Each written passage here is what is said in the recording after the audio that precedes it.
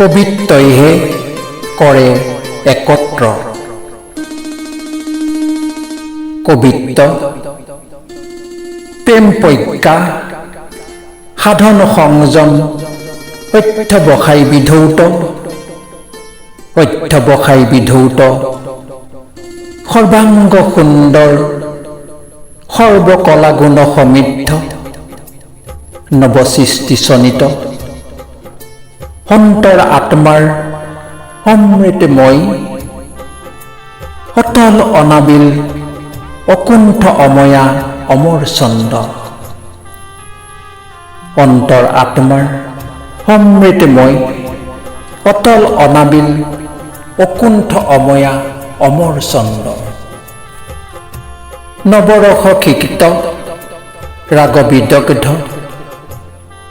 শৈল্পিকতা প্ৰদীপ্ত নৈপুণ্য ধ্বনি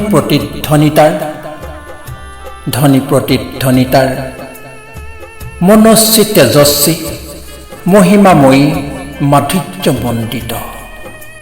ধ্বনি প্ৰতিধ্বনিতাৰ মনস্বী তেজস্বী মহিমাময়ী মাধুৰ্যমণ্ডিত।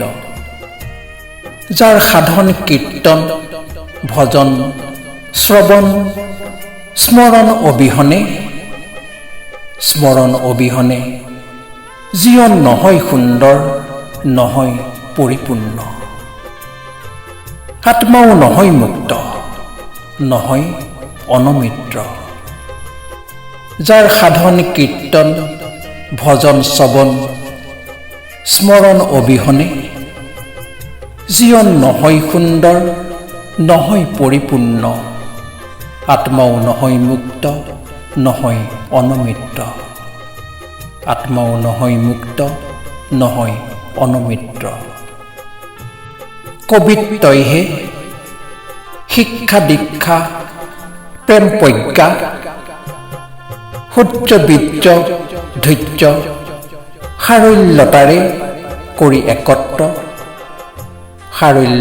কৰি একত্ৰ সংগ্ৰামী জীৱন জংগমক সাৱলীল সাৰল্যতাৰে প্ৰদান কৰে সুগন্ধি সমুজ্জ্বল উল্লাস উজ্জ্বল উথল পাথল মহৎ মহাতেজা মহাবলী সাংগীতিক সৌন্দৰ্য। কবিত্ব চিৰন্তন অচিন্ত বৈচিত্ৰতাৰে পবিত্ৰ। কবিত্ব চিৰন্তন অচিন্ত বৈচিত্ৰতাৰে পবিত্ৰ।